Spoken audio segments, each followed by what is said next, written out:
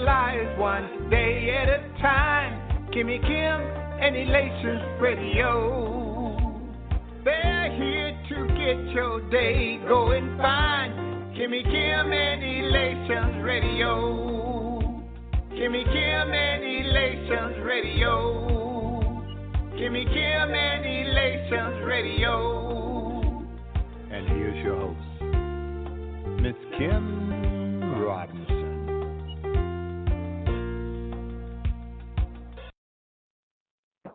What's going on, everybody? Charles McCutchen here. I'm your favorite entrepreneur. Welcome to Charles's Corner. I have some insight, I have some information, and I want to enlighten you. And I hope everybody will agree when I bring up this topic that we can act like it's not happening, but I needed to bring it up because it's early in 2019. And for those who are just now getting on and don't know anything about what we're doing here, this is Elation Radio, and we have some powerful speakers that come on and educate and empower and give insight and information to people along their journeys, because we're all going through something, no matter what it is. We're all going through something. And so we have those people that come out there and give you some inspiration or some tools that you can take with you in your tool bag, and maybe you can give it to somebody else.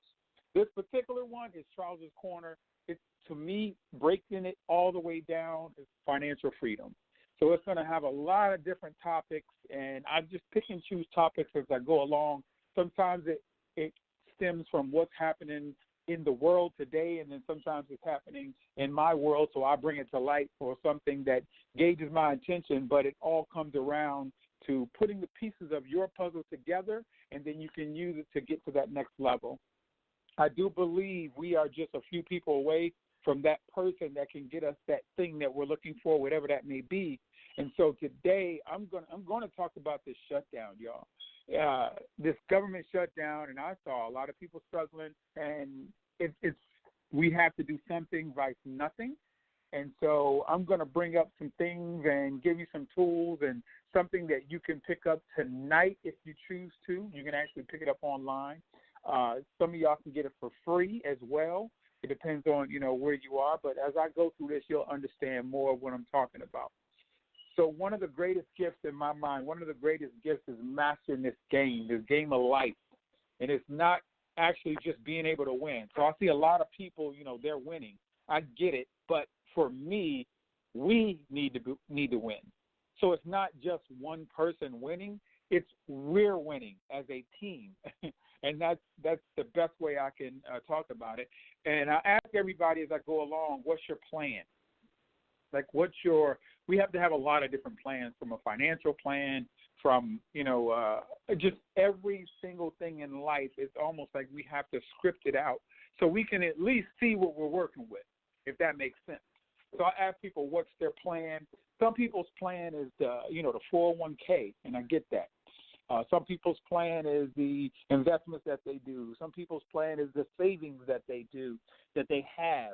And as we go through this thing and start looking at everything that we're doing, most of us are figuring out, because we don't want to see it, we're figuring out that the plan that we have is not really the plan that's going to sustain us, is going to help us out for the long run. And when we talk anything of money, a lot of people shut down. I get it. It's one of those things that nobody really wants to talk about.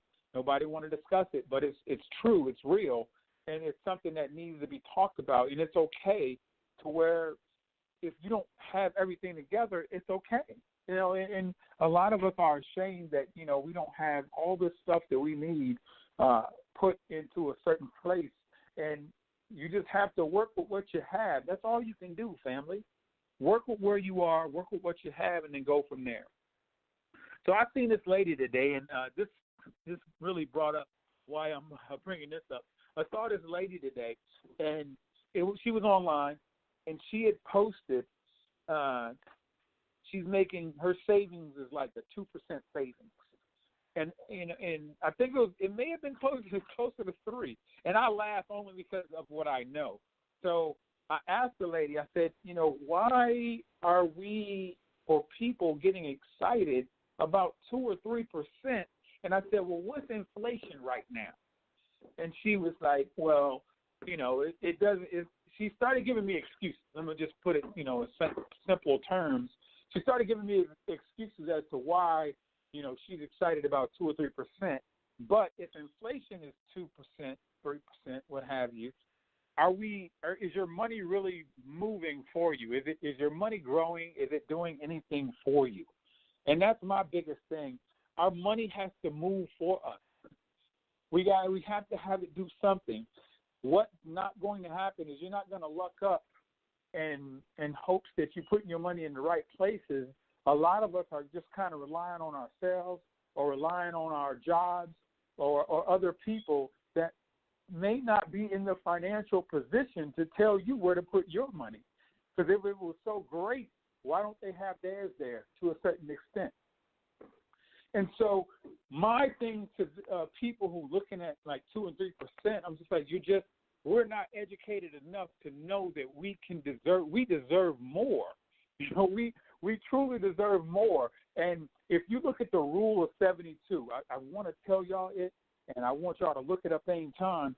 But the rule of 72, meaning if you are making 1% on your money, it's going to take 72 years to double your money, family. We don't have that kind of time. And you excited about 2%? Come on, y'all. We have to dig in, and we have to understand what we have our hands on. I'm not saying you need to make $1 million. I'm not saying that by any means, but I am saying we have to get educated enough to know that, 2 and 3%, there's no excitement for me. I can guarantee that. I can't be excited about 2 and 3%. It doesn't move me by any means, any stretch of the imagination. So this is what I see as well. Social Security, I have to bring that up. I know they're trying to. I don't know if they already did it. I'm not even really paying attention to Social Security. I know they've been taken from me forever, just like they've been taken from y'all. But Social Security, as we look at it, they're trying to change the name of it and change it into some other type of fund or whatever they're trying to do. It's not the way I look at it. It's not going to be there for a lot of people. And the bigger reason is when you look at baby boomers. Now, I'm just going to give y'all can look this stuff up.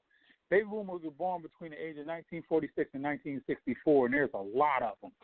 There's a lot of baby boomers, and a lot of them are starting to collect on their Social Security. Some of them are waiting until 72. You get 72 and a half or what have you, but 59 and a half for different investments that we have out there that you can start collecting on.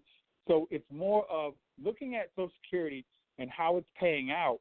It's literally paying out pennies, the way I look at it. Some people can't even survive off of the Social Security that they get. They need other means to help out, and we have, they have children that can help them out as well. And we're not looking at as far as children or the kids. You have parents.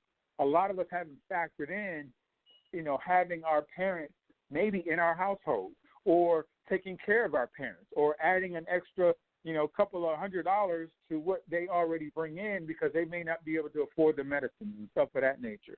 So we haven't factored all that stuff in. A lot of people have factored in their 401k as well.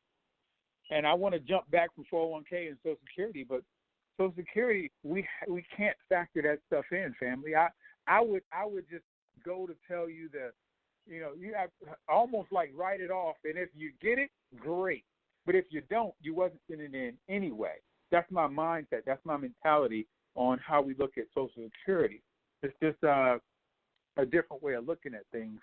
And so a lot of people are paying into it and have been paying into it, and they're getting the funds out of it, a little bit of funds that they can get out of it.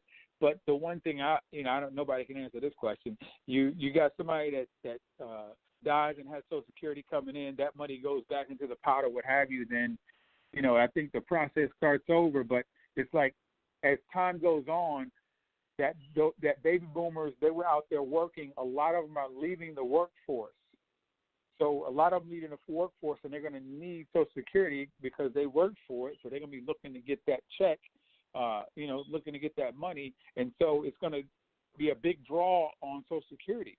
And so there's less people working because you have the millennials, or whatever they want to call themselves, Generation X, I don't know, whatever they want to call themselves, the millennials, they're a big group of people. And what I've learned of the millennials, a lot of them they don't have the high-paying jobs, they don't, because they're just now starting out, and a lot of them don't want to work, that's just part of it. And the double-edged sword is you have the older generation that need to work because they don't have enough money saved. I think it's about $1,000 that they have saved up or something to that effect. I'll run through that later. And then you have the younger generation, the older generation, they can't get a job because they're using age discrimination against them. And I witnessed it, because I was doing human resources. And you have the younger generation, they may not meet the expertise or the skill sets that's needed because they're just now starting out, so they can't get the jobs, and a lot of them don't want to work anyway. So it's just a hot mess right now, y'all. The other thing we have to look at, and I always bring this up, is insurance. Because as people pass on, you got to have something in place. Not that, you can come out of pocket, and that's okay, but, insurance can help pay for whatever you need to pay for. The bigger thing is just taking action. Just moving and understanding what you have your hands on with information. So I'm going to go into looking at what 2020 is going to bring us. Even though we're in 2019, I get it, but I'm looking at millionaires currently control 47% of the world's wealth. 47% is controlled by millionaires. And by 2020, 52% will be controlled by millionaires. So their numbers are going up. Numbers are going up. It looks good for the millionaire. That's all I'm saying. It looks great for the millionaire, but then that means there's going to be less wealth to go around for people who don't have $1 million and up. That's all it's saying. So back in 2015, everything was driven by posits, and it was like a weak stock market. But in the next 5 years, it's going to be driven by equities. It's going to be driven by equities. And meaning the stock market and things like that, is a lot of money is going to be made there. And of the nearly $15 trillion that's expected to be created by 2020, so $15 trillion is expected, and this is a study that was done. By 2020, $15 trillion is expected to be created. Oh my! And they say $14 trillion of that is to come from equities. That's just amazing to me. And equity is no more than stock or shares in a company if you buy stocks, if you're buying equity. So I'm telling people, if you're into the Michael Jordans, then get some stock in the company. If you're into Nike, get stock in the company. If you drink Coke and Pepsi, get stock in the company. Get stock in what you put your money into. That's probably one of the best ways to do it. But don't take my advice. I'm going to give you some advice for some people that are billionaires, and they can tell you better than I can. That's just the way I do my business. I always follow successful people. So based on extensive research and interviews with some of the most legendary investors at work today, like John Bogle, Warren Buffett, Tudor Jones, Ray Dalio, Kara Khan, it's so many. I got this book out there. It's by Tony Robbins. He created a book, and it's called Money Master the Game. Money Master the Game by Tony Robbins. He puts out a 7-step blueprint for securing financial freedom. That book right there, I can't even give that book out. I keep going through it and going through it and going through it. So it has advice in there of taking control of our financial decisions, and we setting up savings and investing plans and destroying a lot of myths on what it takes to save and invest and setting up really a lifetime income plan. So it has advice, and it's practical for everyday people to actually go out there and do what they're saying to do. So in the end, money it's not what you should be after. That's my take. What we really are after is freedom. We want security. We want to help those that we love. We want to feel like we have meaning in our lives. So to me, that's what money will allow us to do. Give us the security that we need, put a roof over our head, make sure that we're okay. That's what money does for me. And I hope it does that, the same for you. A lot of people look at money differently. We have different beliefs. And that's what stops us as well, our beliefs on money. So it to me, money can turn your dreams into reality, and then we just go ahead and live out our days. That's how I look at it. Money to me is a perception. It's more abstract, and it's like no matter what you do, it's like almost like you can't get enough of it. You see Warren Buffett out there still making deals. You see Oprah Winfrey out there still doing deals. You either master money at some level as just having a basic understanding of it, or I personally feel it's going to master you if you don't master it.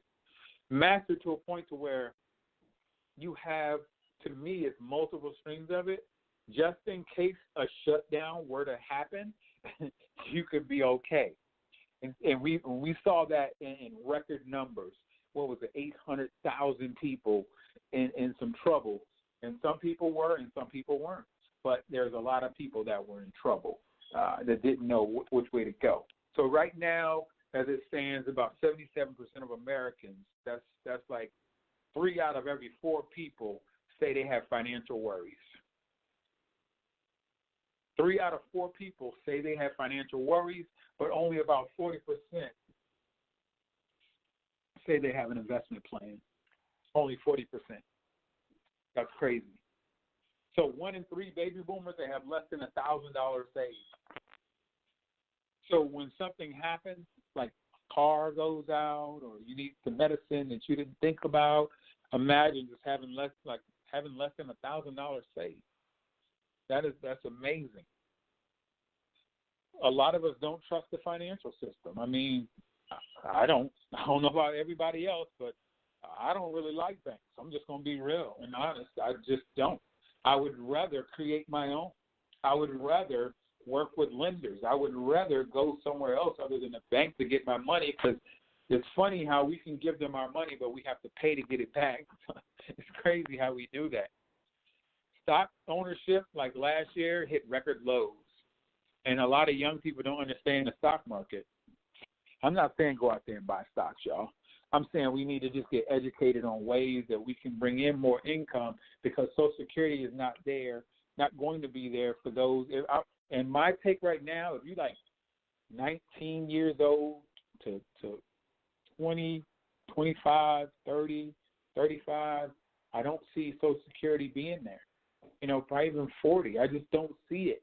Only due to everything else that's going on in this country. It's like we're setting ourselves up for failure right now, and it's just happening in plain view. But not many people can do anything about it.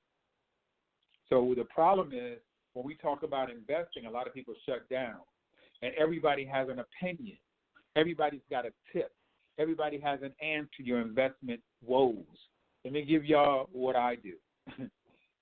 My thing is always follow successful people. That's why I gave y'all the book Money, Master the Game by Tony Robbins, and he has all those people in it that have been there, done that.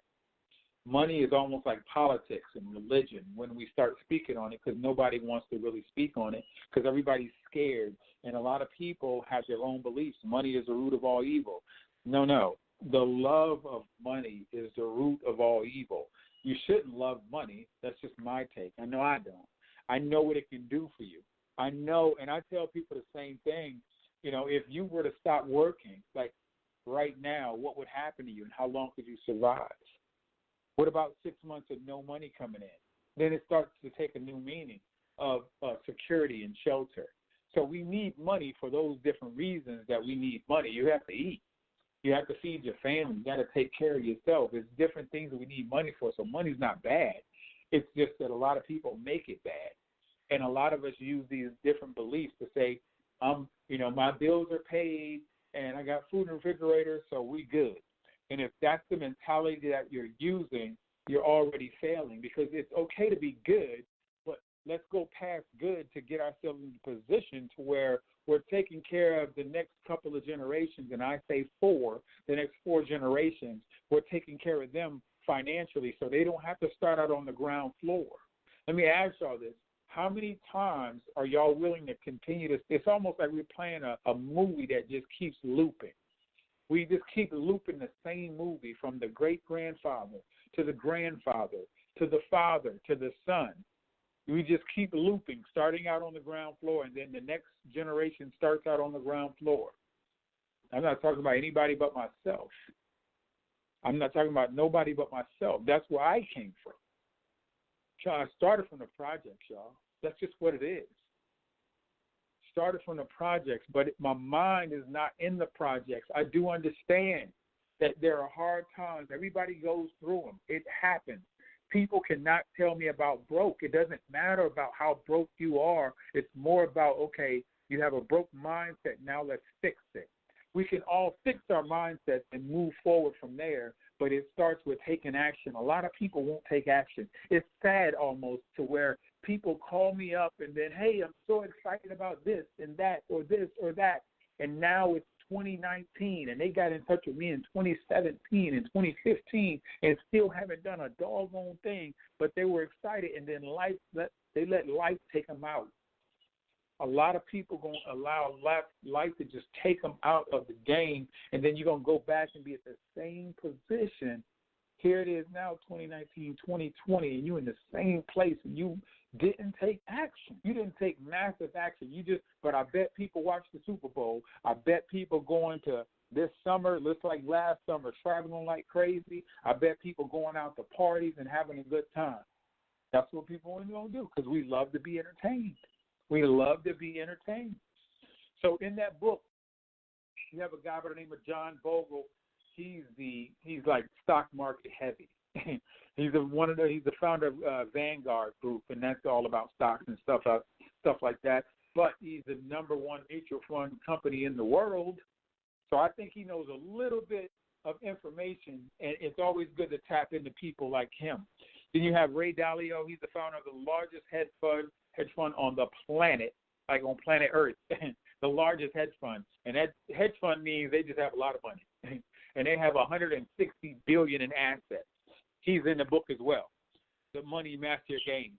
Y'all need to check that book out. Next guy, Kyle Bass. He turned $30 million in investments to $2 billion in 2 years. $30 million in investments to $2 billion in 2 years during the crisis that we had when the real estate turned over. Carl Icahn, he has outperformed Warren Buffett. That's crazy. He outperformed the market and everybody else in the last 5 to 10 years.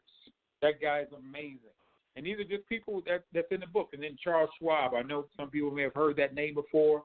He led the revolution up on Wall Street to talk to individual investors and help his iconic company grow to now $2.3 trillion. Oh my gosh, Charles Schwab, and y'all see him in stocks and stuff like that. So my thing for everybody, I need people to take some type of action, and all it is reading. We have to read and dissect what we had, and then what I'm going to do today, I'm going to do a book reading club, and the first book is going to be Money Master the Game, because just because you read it, you might not understand it. But if people coming together, when more than two come together. But anyway, when we come together to dissect it and to say, this is what we can do now.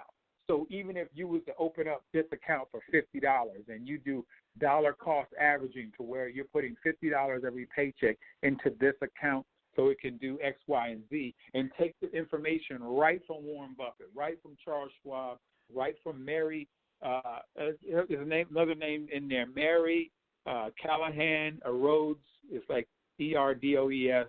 Erdoes. I don't know how to say her name.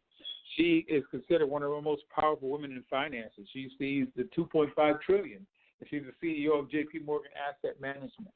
She's in the book as well. So it's just so much content in that book. And the best thing about the book, I'm not getting any money from telling y'all about it. I wish I was. But he uses the book and he uses it to help feed families. That's what Tony Robbins does.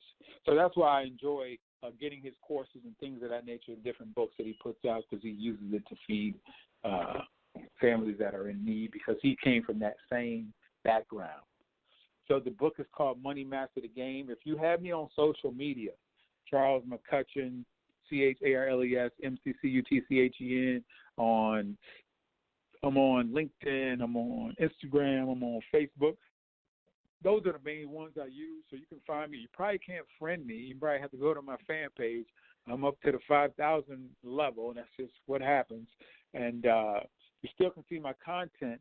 And like I said, I'm gonna start a book club, and we're gonna break down. That's gonna be one of the first books we break down, and it's gonna be. We might just read a chapter, maybe. We'll figure out how we want to do it, but I'm just going to start it because I like-minded people coming together, having an understanding on finance. And a lot of people are intimidated by the money, and we're scared to discuss it, and we don't want to be around people. I can put a post up right now about money, and it's going to be chirp, chirp, chirp. I put a post up about violence, it's going to go viral. It's going to go viral. And that's just how we are. We don't want to really deal with what we need to deal with. We kind of sweep it under the rug or whatever. And I get it. It's I used to be that way. Didn't pick up the phone when bill collectors call in. And then I got to a point I just got tired. I said, let me pick the phone up and just, hey, how are you doing? How are you doing? They said, well, will you be using a Visa to make the payment today? I said, yeah, if you pull your Visa out and make the payment for me, because I don't have no money. So, I mean, we can sit in and have a great conversation. That's about the best I can give you. But once you get to that point to where you can do that, it's almost like you just like, okay, I'm just going to face it. And they said once you put it in your face, you just do it with grace. Just face it. Face where you are. The only thing you can do is move from where you are. So I don't care what your credit score is. Doesn't matter.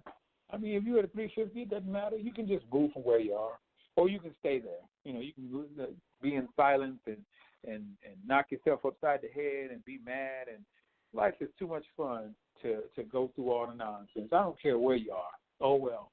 It's more about, do you want to learn? Can you, like I said, some of y'all can get the book for free. You can get it from like Amazon. If you're an Amazon Prime person, you can go to, let me tell you how I used to do books. I'm going to be real with y'all, straight up. Like I told you, I look at where my money goes, and so if I really want to read a book, and for me, I read a couple at a time. So I read like a chapter in this book, and I may read a couple pages in that book, and then that book, because it depends on what I'm doing. So if you don't have any money, I'm going to tell you how you can read this book for free, like FREE. This is what you do. Go to my favorite place on earth. Go to Barnes & Noble. Go to Barnes & Noble. I'm sure they have the book. And just sit there, get a chair, start reading. That's your first chapter. Take pictures if you want to. I used to take my phone in there and take pictures of chapters and pages that I needed. Take a notepad and write down different things that you need from it. There you go. You got it for free. You might have to spend some time, but it is what it is. But that's one of the books that you want to keep, even for your birthday. Tell somebody to get it for you for your birthday. I don't know. It's just being creative, and that's what I say. There's not a lack of money. It's just being creative. So right now, my creativity is set in. I'm about to acquire $200,000+. That's what I'm going to acquire in less than a month. I'm going to acquire that because that's what I want to acquire, and I'm going to get creative to acquire it legally. Legally, though. I don't have time for the games. So that's what I'm going to do. So what I'm going to do, I'm going to say, Ms. Kimmy Robinson, I want to thank you for allowing me to get this platform. Thank you for allowing the dream to come forward for Elation Radio. And then Elation, the magazine in and of itself, being at its infancy and you just working it out. I was like, wow, it's amazing to see how it all transpired and what's going on with it. And you keep getting quality people to come out and bring some great content, and we're just going to keep it growing. That's what we're going to keep doing. I'm there. By any means, I'm there to make it happen with you along this journey with the rest of the team that's out there. And I look forward to everything that's actually coming on. So I want to pray us out. Father God, thank you for allowing me to come here to bless the people. Thank you for giving me the insight and providing and giving it to them. I know that everything will happen on your time, and we cannot give up because you have done everything you have said that you are going to do. You always right on time. I want to say amen. Thank y'all to everybody who's getting on. Take action. use the information. If you need to look me up, Charles M. Speaks at yahoo.com. Charles, the letter M is in Mike. Speaks as we're speaking, SPEAKS at yahoo.com. Hit me up, and we'll make some moves. Y'all take it easy. I'm your favorite entrepreneur.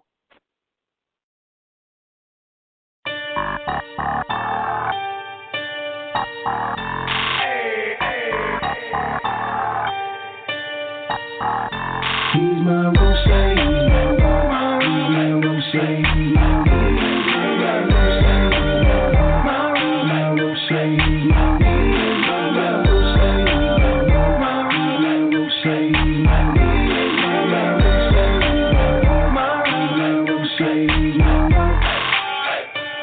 Who woke you up this morning with a roof up over your head? That's my Roche. Who provides the source how your income give you that bread? That's my Roche. Remember when you didn't have a thing, you was out there lost? That's my Roche. Then you received double, he increased you like a bounce. That's my Roche. Hey, that's my rock. My God's so good to me. Blessing after blessing, even ones that I can't see. I can't thank him enough, cause he done so much, he's my foundation, my God, he holds me up.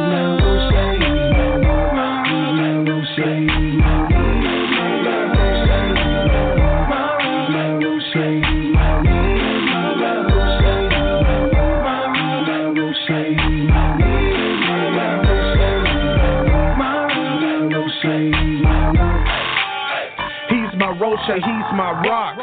He's the reason I can't stop giving him praise until I drop. He took me from the bottom all the way to the top. That's why I tell the devil get back. Strap with the word, click clack, and you ain't never gotta wonder what my faith said. I can do all things through Christ. Did you get that? Chase God, not money. That's true facts. I'm obese with belief. Yeah, too fat. My foundation's too strong, so it can't crack. I'm cool when life gets rocking, no ASAP. He laid down his life like a flow, man. That's why I go so hard and never grow back. I'm never searching for a blessing at all, cause he's my rock on my back against the wall.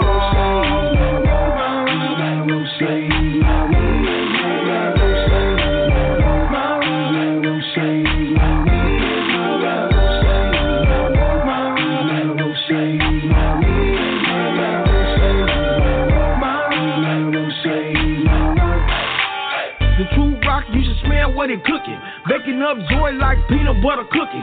Get a taste of him and you might start juking. Get to shouting hallelujah, got everybody looking. That's okay though.